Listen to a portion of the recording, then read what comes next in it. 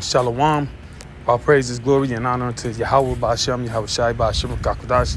Double honors unto the apostles and the elders of great millstone that rule well through the scriptures.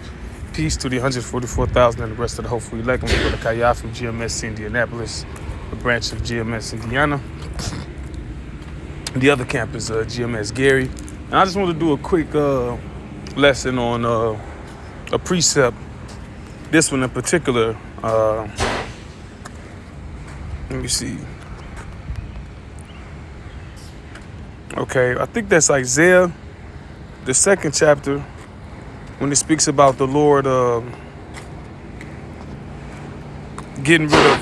See, when Yahweh Ba'Shem Yahweh Shai establishes Israel as a praise in the earth, all right, when the people of Israel are exalted into the height of the mountains, meaning that they're the apex, they're at the top, they're the best, ain't nobody better.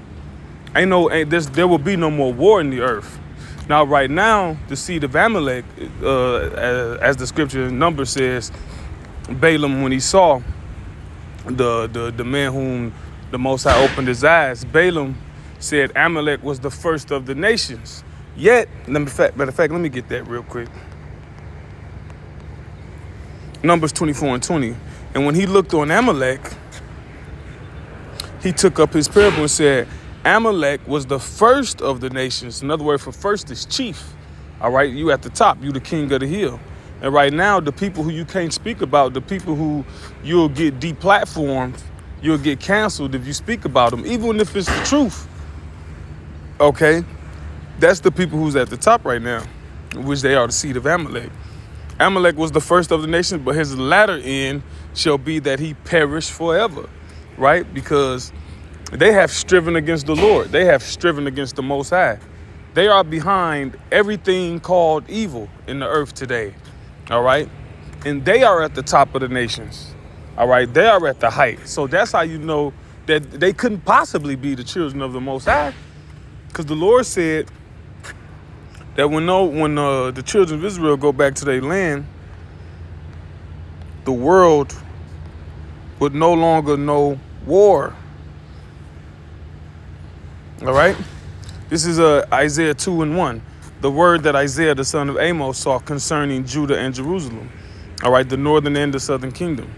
And it shall come to pass in the last days that the mountain of Yahweh's house shall be established in the top of the mountain. See, it's going to be at the top, the summit, the apex, the peak. And shall be exalted above the hills, and all nations shall flow unto it. And many people shall go and say, come ye, and let us go up to the mountain of the Lord, to the house of the God of Jacob, and he will teach us of his ways, and we will walk in his paths. For out of Zion shall go forth the law and the word of the Lord from Jerusalem, and he shall judge among the nations and shall rebuke many people. Now, this is talking about the kingdom of heaven. All right, the seed of Israel will judge these other nations, and they will rebuke them too. So it ain't going to be no happy, happy, joy, joy. It's going to be happy, happy, joy, joy for the most part. But you other heathen nations will stumble and fall, and you will need to be corrected. And that correction will be with the rod of iron. All right? Like the book of Revelation says. It says, and they shall beat their swords into plowshares and their spears into pruning hooks. Nation shall not lift up sword against nation, neither shall they learn war anymore, okay? So when Israel is established in the height, all right, of all these other nations, when Yahweh shall return, okay, it ain't gonna be no more war. It ain't gonna be these different nations fighting to be the superpower. Israel gonna be the superpower. Israel gonna be the only power, all right, under Yahweh Ba'Shem Yahweh Shai. And that's going to be that. All these other nations going to fall in line. It ain't going to be no need to want to resist and start a coup or whatever. First of all, resistance is going to be utterly futile, number one. And number two, they're not going to be able to do it better. It's going to be the greatest flourishing rulership the world has ever seen. All right? Now, just to precept that about the nations not learning war anymore. All right, this is Hosea 2, Oh, Salaki, let me go. Hosea 2. Let me see. Hosea 2 and 16. And it shall be at that day, said Yahweh Bashim Yahushai, that thou shalt call me Ishi, which, if I'm not mistaken, Ishi is Ayash in the Hebrew.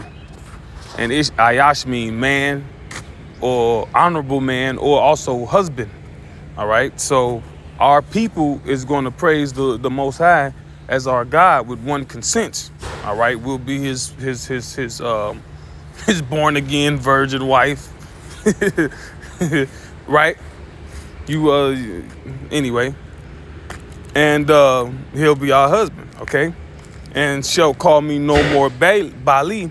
For I will take away the names of Balaam out of her mouth, and they shall no more be remembered by their name. Right, our people are not going to be worshiping false gods and false idols.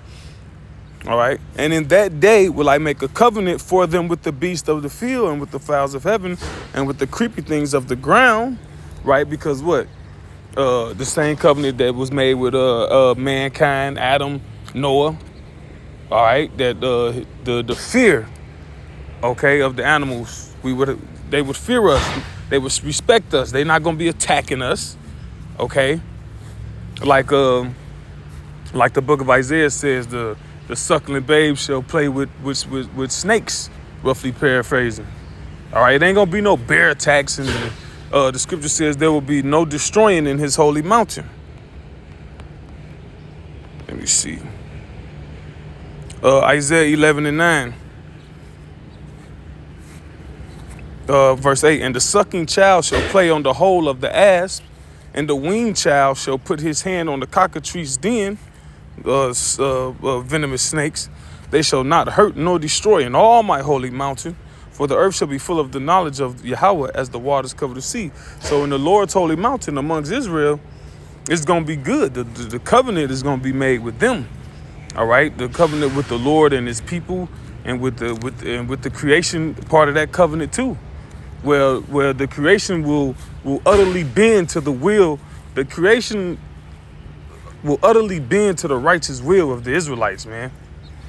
All right. Let me see. Which are the so-called Negroes, Latinos, and Native Americans, respectfully, or respectively, however you know. Hosea 2. And 18, and in that day will I make a covenant for them with the beast of the field and with the fowls of heaven and with the creepy things of the ground. And I will break the bow and the sword and the battle out of the earth. And I will make them to lie down safely. All right. So ain't going to be no more war. All right. I just want the precept that with the Isaiah 2nd chapter. Verse 19, and I will betroth thee unto me forever. Yeah, I will betroth thee unto me in righteousness and in judgment and in loving kindness and in mercies. I will even betroth thee unto me in faithfulness, and thou shalt know Yahweh Bashim Yahushai. So with that, Lord willing, this was an edifying lesson to Ofu Lek. Kahalam La Yahweh Bashim Yahushai Bashim Kakodah Shalom.